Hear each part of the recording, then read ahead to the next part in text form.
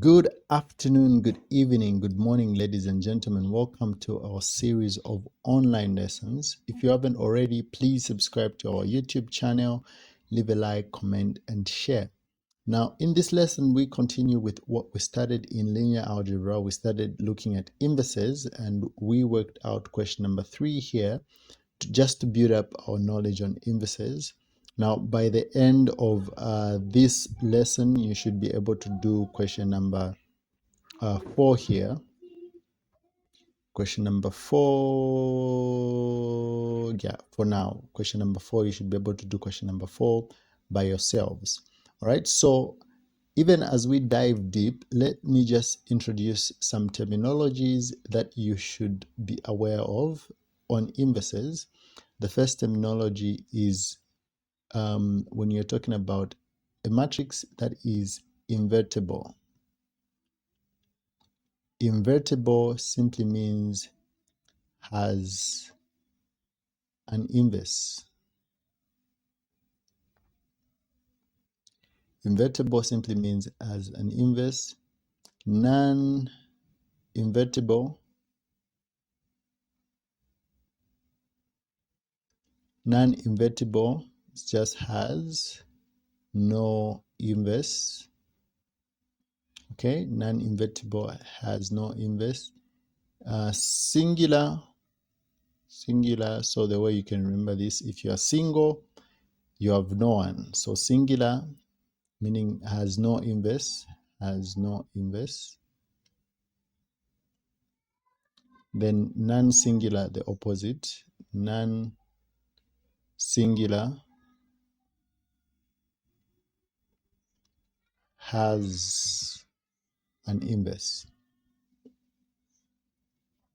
Okay, so these are the terminology you likely encounter when you are working out inverse problems on in matrices.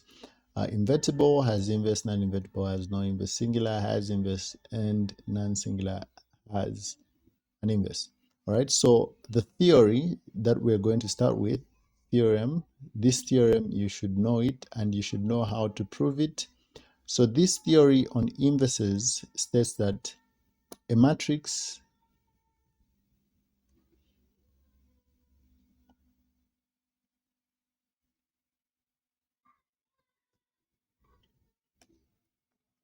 an n by n matrix has only one inverse. Okay, so this is a theory that you should know. An n by n matrix has only one inverse. Okay, in other words, the inverse is unique.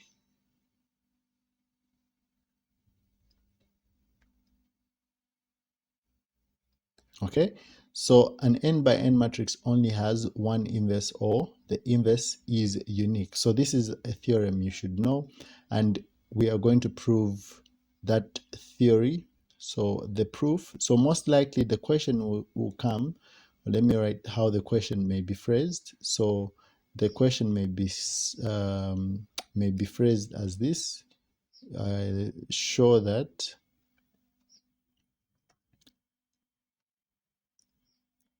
an inverse of a matrix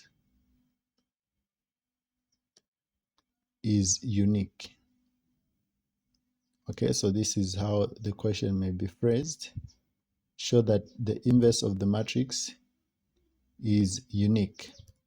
Okay, so how we're going to do that? So the proof, we're going to prove by contradiction. So by contradiction,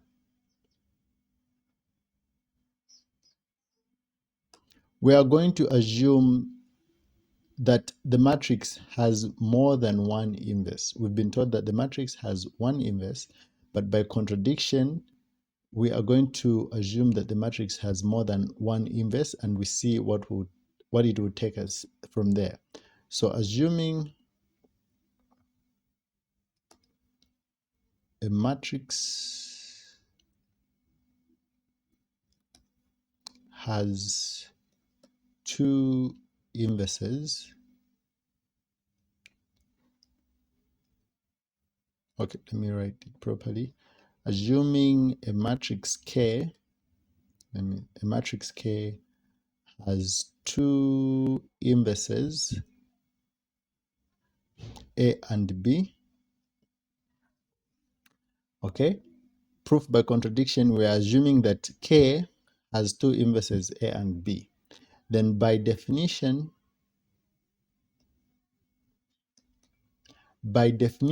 if you multiply K and its inverse A, what you should get is an identity. That is by definition. And when you multiply K times the matrix B, what you should get is an identity. And we know that for inverses, K times A is equals to A times K. So these are the definitions that we know. And K times B is equals to B times K. So these are the definitions for inverses with their matrices. Okay. So now what we should get if we start with B, what are we going to get if we start with B? Okay. So B can be written as identity times B. So when you multiply B times its identity, what you get is B. Okay. But what we're trying to get is the relationship between B and A. So we'll get this part that has A in it, and we replace where there is I, we replace with K times A. So this can be written as B is equals to, where there is I, we can put K times A, then times the B that we have there. Okay, then from here, we can rewrite this because we want to see the relationship of multiplying K, which is the matrix that has two inverses, with B. So this can be written as A times K according to the definition here. Then we have times B, like that. Okay, of which we can regroup. We can start with A, then times B times K times B, sorry. So times K times B, like that. So we can simply start with multiplying either these two, or we start with multiplying these two. So which is A times these two. So but what is this giving us? So when multiply K times B, you get an identity. So this is just equals to A times the identity. Now what happens if you multiply a matrix with its identity? What you're going to get is the matrix A. So we see that B is equal to A, meaning that B and A are the same matrices. So your conclusion will be if K, sorry, has two inverses, A and B,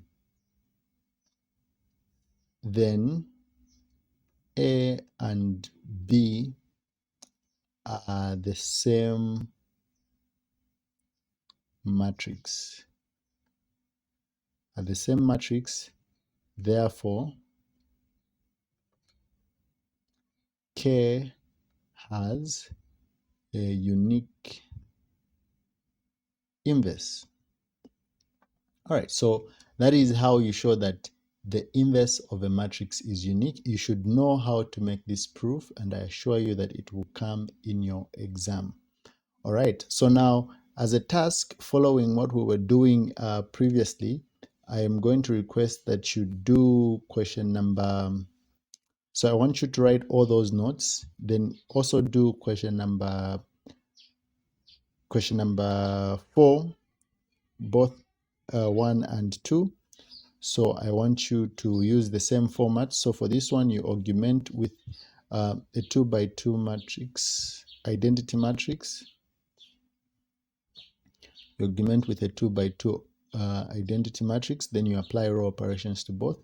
Then for this one, you augment with a 3 by 3 identity matrix.